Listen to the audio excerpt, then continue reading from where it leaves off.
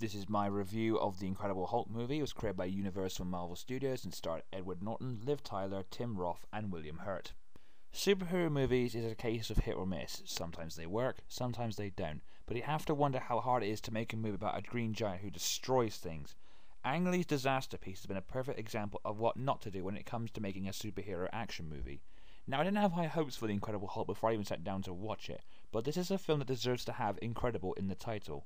An important thing to know about this movie that it's not a sequel, but rather a reboot, starting again, or Marvel's way of sweeping 2003's flop and Ang Lee under a carpet. I hope there's room for Spider-Man 3 and Tobey Maguire under there too. The movie has drawn a large amount of inspiration from the 1978 television series by the same name. For instance, it recreates a scene in which Banner becomes the Hulk as opposed to the comics' idea of nuking the bastard. Bill Bixby and Lou Ferrigno make cameo appearances, and there's a character called Mr. McGee. Plus, the ending credits theme tune was used in the movie. The movie pretty much plays out like the 2003 movie, but with the following changes. 1. It didn't take forever for it to do anything. 2. Eric Bana became Edward Norton. 3. It had a better supervillain in the form of Abomination. And 4. It wasn't directed by Ang Lee. But there is one tiresome aspect with this movie. We are treated to yet another of Stan Lee's cameos. Yes, I am fully aware he created the Marvel Universe and all, but is it really necessary for him to constantly appear in the latest adaptation of one of his creations? I mean, I can understand it the first time, but now it's getting a bit beyond a joke. Now this is wishful thinking here, but if my comic series DBSH became as huge as any Marvel Comics franchise and it got a movie, I'd probably cameo in it. But I'd stop there if more movies were made. Stan's continued cameos is really pointless now. I dread to think how they'll include him in the Magneto and Wolverine movies. Another area I felt needed some work was the overall CG effects for the Hulk. It's not nearly as polished as Transformers or Iron Man. Maybe they said to themselves, there is no way we can make this guy look real. The audience know it's a CG, so let's just run with that. He looks like a character from an Xbox 360 game stuck in a movie world. The original Hulk movie still has a better looking Hulk, but this one talks more like his comic book counterpart, so he wins the overall vote. One thing I thought was quite clever was this days without incident meter that would appear to tell the audience how long it's been since he turned into the Hulk last.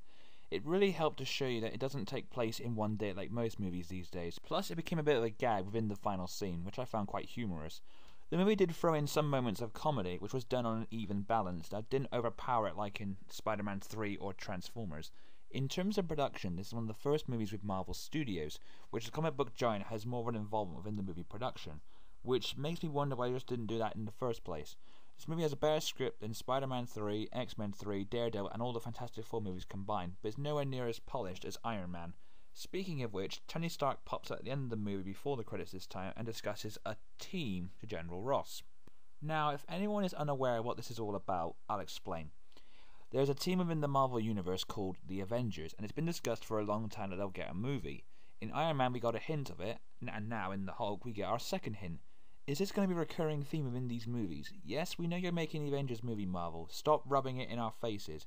Speaking of the movie in a more positive light, it will feature Robert Downey Jr. and Edward Norton to reprise their roles from their own movies. Now, if only DC could do that with a Justice League movie. Hang on, this is called The Incredible Hulk Review, not I'm here to talk to you about the Avenger Initiative. The movie features better pacing than the first movie did, and was overall fun. A much better production this time around. I look forward to more, provided they have the leader and he's about as camp as his 1994 cartoon counterpart. The Incredible Hulk gets a 3 out of 5.